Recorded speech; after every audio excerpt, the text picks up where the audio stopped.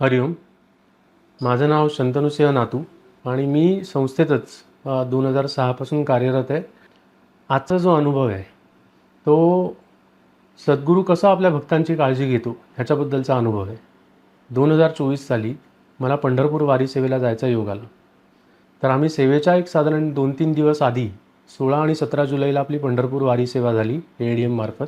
त्याच्या एक 2-3 दिवस आधी आम्ही ॲडव्हान्स टीममधनं एक साधारण 4 गाड्या करून पंढरपूरला गेलो होतो. सेवा खूप चांगली झाली. 16 आणि 17 तारखेला पोलीस ऑफिशियल्स जे होते त्यांनी देखील सांगितलं की खूप सुंदर पद्धतीने सेवा झाली. 17 तारखेला आपण वाइंड अप पण केलं. DMV सगळे घरी पण गेले आपापल्या. मात्र आम्ही थांबलो होतो कारण आम्हाला समीरदारांनी सांगितलेलं की नाईट ड्रायव्हिंग करायचं नाही.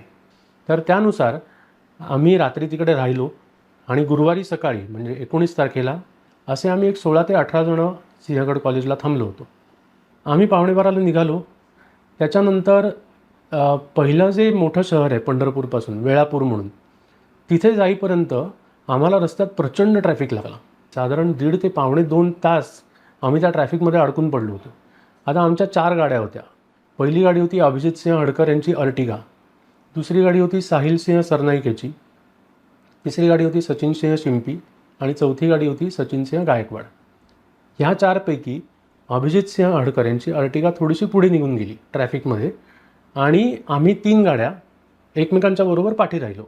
आता 5 वाजेपर्यंत जी पुढे गाडी होती अभिजित सिंह हडकर यांची, त्यांचं जेवण वगैरे झालं होतं आणि त्यांचं म्हणणं पडलं की ते जे सगळे होते त्या गाडीतले ते डोंबिवलीला राहणारे होते. त्यामुळे ते डोंबिवलीला जातील परस्पर कळंबोलीवरनं. त्यामुळे ती गाडी पुढे गेली तरी चालेल. आम्ही देखील हो म्हटलं. आम्हाला त्याच्यात काही फारसं वावगं वाटलं नाही. त्यामुळे ती गाडी तिथूनही पुढे निघाली. त्याच्यानंतर फलटणनंतर जो एक शहर लागतं लोणंद. लोणंदच्या आधी देखील 2 ते 3 किलोमीटरचा भला मोठा ट्रॅफिकचा पॅच होता. परत एकदा ट्रॅफिक लागला. तिथनं मग आम्ही परत एक छोटा बायपास घेतला आणि त्या बायपासवरनं नेताना परत आमची तीच गाडी रस्ता चुकली. सचिन सिंह शिंपी याची तीच गाडी रस्ता चुकली. परत आम्हाला थांबायला लागलं आणि मग असं करत करत करत आम्ही पारगाव खंडाळ्यापर्यंत आलो मुंबई बँगलोर हायवेवरती. म्हणजे बघा की हे परत परत होत होतं. आम्हाला ते लक्षात आलं नाही कारण बऱ्याच ठिकाणी आम्हाला वारकरी दिसत होते, ट्रॅव्हल्सच्या बसेस दिसत होत्या, टेम्पो दिसत होते आणि हे सायकल चालू होती की ट्रॅफिक लागणं आणि एका गाडीने रस्ता चुकणं, ट्रॅफिक लागणं, एका गाडीने रस्ता चुकणं. असं करत करत आम्ही पारगाव खंडाळ्यापर्यंत आलो. मेन हायवेला लागलो. तिकडनं चांदणी चौकला, पुण्याच्या चांदणी चौकला जायच्या जस्ट अलीकडे आम्ही एक म्हणजे खूप भयंकर ॲक्सिडेंट बघितला बाईकचा. त्याच्यामुळे ट्रॅफिक झाला होता. त्यामुळे तो एक इन्सिडन्स आम्ही बघून पुढे गेलो. त्याच्यानंतर चांदणी चौकला जेव्हा आम्ही आलो तेव्हा 9 वाजले होते रात्रीचे. पालेवाडीच्या अलीकडे एक ट्रक, मोठा ट्रक 3 गाड्यांना धडकला आहे. त्यामुळे 3 गाड्यांचं नुकसान झालं आहे. त्यामुळे पोलिसांनी अख्खी लेन थांबवली आहे. तिकडे फायर ब्रिगेड आली आहे, तिकडे पोलीस आले, क्रेन आले. तर तो ट्रॅफिक आम्हाला लागला. चांदणी चौकपासून बालेवाडीपर्यंत साधारण जे 15-20 मिनटाचं अंतर असतं ते पार करायला आम्हाला 1 तासाहून जास्त वेळ गेला. त्याच्यानंतर हे चालू होतं जिकडे. आणि होत कसं होतं की बालेवाडीनंतरसुद्धा आम्ही गुगल मॅप बघायचो. गुगल मॅपवर दिसतं आहे सगळं ग्रीन आहे, म्हणजे पूर्ण मोकळा रस्ता आहे. पण अचानक आम्हाला ट्रॅफिक लागायचा. असं 1-2दा झालं. त्याच्यानंतर जेव्हा पुणे मुंबई एक्सप्रेस हायवेला आपण लागतो त्याच्या थोडंसं अलीकडे वारकऱ्यांच्या एका ट्रकला मोठा अपघात झाला होता. समोरचा एक लोखंडी मशीन घेऊन जाणारा कंटेनर त्या ट्रकवर आपटला होता, ट्रकवर पुढच्या साईडनी. त्यामुळे वारकऱ्यांनाही काही इजा झाली होती आणि म्हणजे ट्रकचंही अतोनात नुकसान झालं होतं. त्याच्यामुळे देखील प्रचंड ट्रॅफिक झाला होता. तो पार करून आम्ही पुढे गेलो आणि शेवटी असं झालं की एक्सप्रेस हायवेला लागण्याच्या आधी आम्ही सगळ्यांनी एक छोटासा ब्रेक घेतला. तेव्हा आम्ही सगळे एकत्र बोललो की बाबा काय करायचं आहे, परत परत ट्रॅफिक लागतो आहे. तर सगळ्यांचं म्हणणं हेच पडलं की आता थांबूया नको, कारण आता मेन एक्सप्रेस हायवे लागणार आहे आणि तोपर्यंत साधारण 10:30 वगैरे झाले होते की आपण एक साधारण 2-2.5 तासात तरी मुंबईला पोचू. त्यामुळे सगळ्यांचंच म्हणणं पडलं की आपण पुढे जाऊया, इकडे कुठे आता रूम शोधून थांबण्यापेक्षा, कारण आपण वेळेत पोचू, पनवेलपर्यंत तरी आपण नक्कीच पोचू, एक 12 ते 12:15पर्यंत. त्यामुळे आम्ही सगळे पुढे निघालो. अभिजित सिंह हडकर यांची जी गाडी होती अर्टिगा, तर ती गाडी आमच्या 20 मिनटं पुढे होती आणि लोणावळा जेव्हा लागलं 11:15ला, तेव्हा त्याच्या एक थोडा वेळानंतर साधारण 11:30 वाजता मला हरिणाक्ष सिंह शेट्टी यांचा फोन आला. ते आमच्या मागच्याच गाडीत होते. त्यांनी सांगितलं की अरे शंतनू, आपल्या पुढच्या गाडीला म्हणजे अभिजित हडकर यांच्या अर्टिगा गाडीला ॲक्सिडेंट झाला आहे. तर आम्ही त्या गाडीमध्ये फोन केला. शेखरसिंह मयेकर होते, विलाससिंह पावसकर होते. पावसकरांशी जेव्हा माझं बोलणं झालं तेव्हा पावसकर म्हणाले की आम्ही फक्त आणि फक्त हे बापूंमुळेच वाचलेलो आहे, कारण हा ॲक्सिडेंट एवढा मेजर होता, एवढा बऱ्यापैकी होता की त्याच्यात आम्ही सहजासहजी सुटणं शक्यच नव्हतं. कारण एक पूर्ण कंटेनरसारखा दिसणारा मोठा ट्रक, साधारण 8 टनाचा किंवा 9 टनाचा ट्रक आमच्या गाडीवर उलटला आहे. आता हे ऐकून आम्ही थोडेसे हे झालो की बाबा नक्की काय झालं आहे. आम्ही त्यांना विचारलं की तुम्ही सगळे सुखरूप आहात ना. ते म्हणाले आम्हाला कोणालाही अंगावर साधा ओरखडा देखील उठला नाही. मग आम्ही त्यांना विचारलं की गाडी मुव्हेबल आहे का, टो करून नेऊ शकतो का.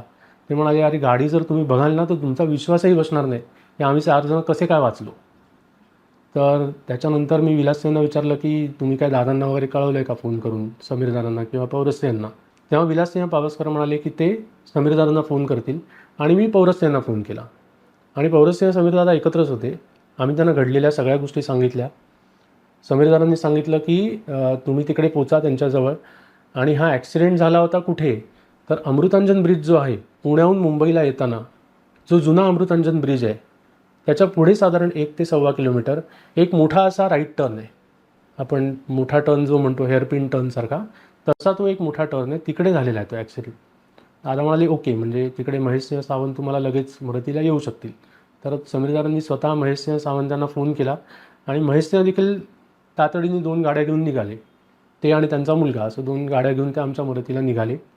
आणि मीनवाईल इकडे आम्ही पोचलो ॲक्सिडेंट स्पॉटच्या जवळ. तिकडे ट्रॅफिक हळूहळू होत चाललेला.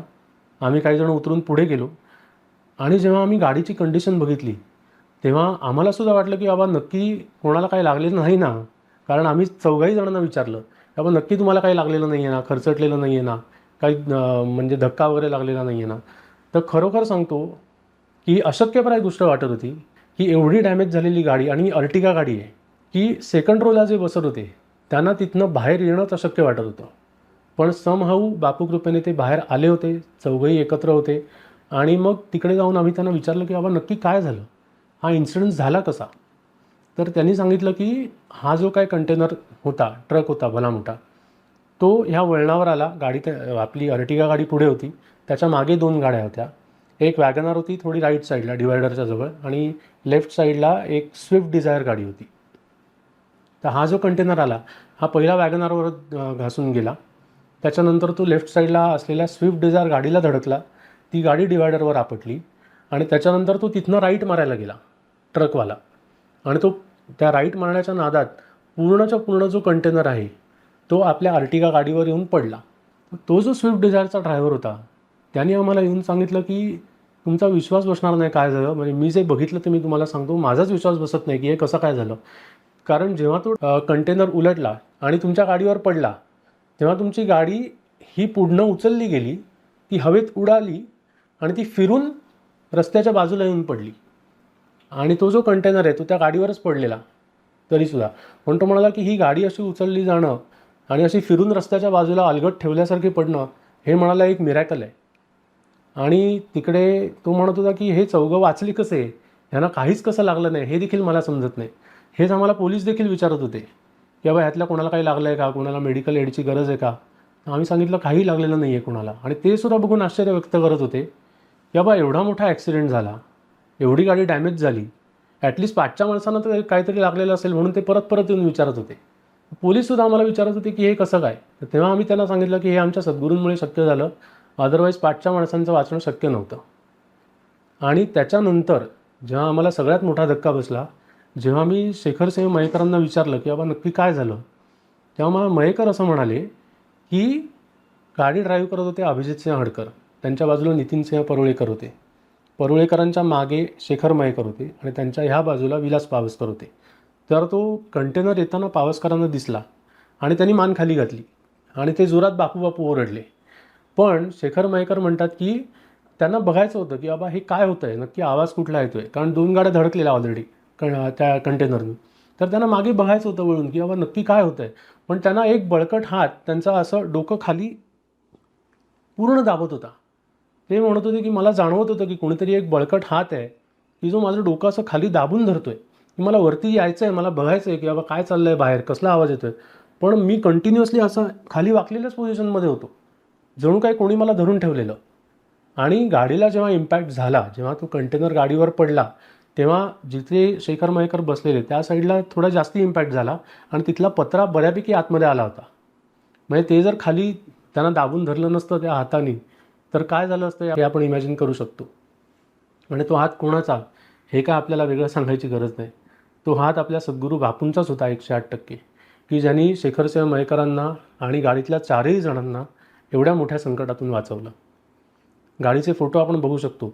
आणि जी लेफ्ट साईडला डॅमेज झालेली आहे, जेव्हा ॲक्सिडेंट झाला तेव्हा ड्रायव्हर आणि ड्रायव्हरच्या बाजूचे उतरून बाजूला आले, पण मागच्या रोमधला सेकंड रोमधला तो दरवाजा उघडत नव्हता कारण तो बेंड झाला होता आणि तो पत्रा आतमध्ये आला होता.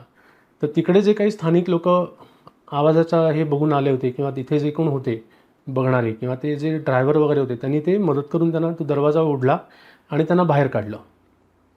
तर ह्या अशा मोठ्या संकटातून बापूंनी वाचवलं. दुसरी सांगायची गोष्ट अशी की हा ॲक्सिडेंट ज्या ठिकाणी झाला त्याच्यापासून म्हणजे जुना मुंबई पुणे हायवे येऊन मिळतो त्याच्या आधी थोडीशी लेफ्ट साईडला जमीन आहे, पण त्याच्या पुढे जर गाडी गेली असती म्हणजे तो ॲक्सिडेंट 50 मीटर पुढे जरी झाला असता किंवा ती फरफटत गेली असती आणि पुढे जर ती डिवायडरवर चढली असती तर तिकडनं पुढे एक खूप मोठी खोल दरी होती. आणि जेव्हा मी अभिजित सिंहांशी बोललो की बाबा काय झालं नक्की, तेव्हा ते म्हणाले की आम्हाला असं वाटलं गाडी उचलली गेली आहे आणि आम्ही दरीतच पडतो आहे. त्यामुळे आम्हाला असाच भास झाला की एका क्षणासाठी सगळं संपलेलं होतं आमच्यासाठी, पण हे फक्त आणि फक्त आपल्या सद्गुरूंनी बापूंनी आयत्या वेळेला इंटरव्हेन्शन करून आम्हाला वाचवलं. आणि अजून एक खूप महत्त्वाची गोष्ट सांगायची म्हणजे मी जे सुरुवातीला म्हटलं की सद्गुरू तत्त्वाची योजना कशी असते की संकटाच्या आधीच सद्गुरू आपली तयारी करून ठेवतात त्या संकटातून वाचायला. तर आमच्या ॲडव्हान्स टीमचे 16 मेंबर नव्हते, 17 मेंबर होते. हा 17वा मेंबर होता तुषारसिंह शेलार. आणि तुषारसिंह शेलारला आयत्या वेळेला कफ प्रचंड झाल्याने त्याला घरी थांबायला लागलं होतं. त्याला एवढा कफ झाला की त्याला ॲडमिट करायला लागला, त्यामुळे तो येऊ शकला नाही ॲडव्हान्स टीमच्या गाडीबरोबर. जर आता आम्ही 4 गाड्यांमध्ये 16 जणं होतो, म्हणजे प्रत्येक गाडीत 4-4 जणं होतो. तसं बघायला गेलं तर जो कोण 17वा माणूस आहे तो, कारण बाकी गाड्या सगळ्या 5 सीटर होत्या, अर्टिगा 7 सीटर होती. तसं जर बघायला गेलं तर जो 17वा माणूस होता तो नॅचरली अर्टिगामध्ये आला असता, त्याच्या 3ऱ्या रोमध्ये आला असता व्यवस्थित बसण्यासाठी, ऐसपैस बसण्यासाठी. आणि जर तो 3ऱ्या रोमध्ये असला असता तर तुम्ही फोटोत बघू शकता की 3ऱ्या रोचं किंवा डिकीचं काही राहिलंच नाही आहे, पूर्णपणे गाडी चेपली गेलेली आहे. जेमतेम बापूंनी तो इम्पॅक्ट सेकंड रोपर्यंत थांबवला आहे. 3रा रो, त्याची डिकी, त्याच्यानंतर त्याचं गार्ड वगैरे सगळं पूर्णपणे चक्काचूर झालेलं आहे. तर ही बापूंची योजना संकटाआधीच मदत पाठवायची की तो आमच्याबरोबर सुरुवातीपासूनच आला नाही, त्यामुळे आपोआप ह्या इन्सिडेंट्सचा इम्पॅक्ट कमी झाला. 4ही जणं सुखरूपपणे वाचले. फक्त ह्या 4 जणांना प्रोटेक्शन दिल्यासारखी ती गाडी होती, बाकी पूर्ण मागचा भाग गाडीचा पिसून गेला होता. आज जेव्हा हे सगळं झाल्यानंतर समीरदारांकडे गेलो होतो आणि हा झालेला पूर्ण इन्सिडेंट दादांना सांगितला. तेव्हा दादांनी त्यांच्या समीरदारा जिकडे बसतात तिकडे बाजूलाच बापूंचा, मोठ्या आईचा, दत्तगुरूंचा फोटो आहे, मोठ्या आईची मूर्ती आहे, तिकडे बघून दादांनी अंबज्ञ म्हटलं. दादा म्हणाले खूप मोठ्या गोष्टीतनं तुम्ही वाचलात आणि खरोखरच आपण बापूंना अंबज्ञ आहोत. तेव्हा समीरदादा मला म्हणाले की तुम्हाला एक गोष्ट कशी लक्षात आली नाही की तुम्ही जाताना 11 तासात गेलात. म्हणजे आम्ही मुंबईहून पंढरपूरला जेव्हा गेलो होतो तेव्हा साधारण 11 तासाचा प्रवास झालेला, ब्रेक घेत, मध्ये मध्ये पाऊस लागत होता, थोडं थांबून वगैरे, असं सगळं धरून 11 तासाचा प्रवास होता. तर जर तुम्ही 11:15ला निघाला असाल तर ॲटलिस्ट तुम्ही 11:15ला पोचलं पाहिजे, 11:15ला पोचलं पाहिजे. आणि हे परत परत ट्रॅफिक लागणं किंवा रस्ता चुकणं, ट्रॅफिक लागणं, रस्ता चुकणं, ही जी गोष्ट परत परत घडत होती ती तुम्हाला लक्षात यायला पाहिजे होती. त्यामुळे हे आपण एक पद्धतीने म्हणू शकतो की जसं म्हणतात की काळ आला होता पण वेळ आली नव्हती, अशी परिस्थिती होती की जे काही संकट होतं ते बापूंनी बरोबर आमच्या 3 गाड्यांना मागे ठेवलं किंवा जे काही संकट होतं ते त्याचं पूर्णपणे निवारण केलं आणि ते थोडक्यावर निभावलं. गाडी डॅमेज झाली पण लोक सगळे वाचले, एकालाही साधा ओरखडा देखील आला नाही. तर ही बापूंची आपण म्हणू शकतो की अनंत करुणा आहे आपल्या प्रत्येक श्रद्धावानावर. आपण फक्त विश्वास ठेवायचा. आणि आम्ही हे देखील नंतर बोललो की बाबा आपण एक कृतज्ञता म्हणून आयदर बाधा निवारक सुदीप लावूया किंवा जुईनगरला जाऊन याग करूया, कारण मोठं संकट होतं. त्यामुळे हे देखील आमचं बोलणं झालं. आम्ही दादांशी किंवा सुचितदारांशी बोलून वगैरे ते देखील करणार आहोत सगळेजण मिळून. तर अशा पद्धतीचा बापूंचा हा अनुभव आहे की बापूंनी कसं व्यवस्थित प्रोटेक्टेड ठेवलं त्या 4 जणांना आणि बाकी जणांवरही त्याचा इम्पॅक्ट होऊन दिला नाही. आणि वेळच्या वेळी मदत पोचली सगळ्या साईडनी. म्हणजे संकटाच्या आधी पण, संकटाच्या वेळेला पण आणि संकट झाल्यावर सुद्धा बापूंचं कवच, सुरक्षा कवच आमच्या सगळ्यांवर होतं आणि त्याच्यामुळे आम्ही सही सलामत बाहेर पडलो. अंबज्ञ बापू. हरिओम श्रीराम अंबज्ञ.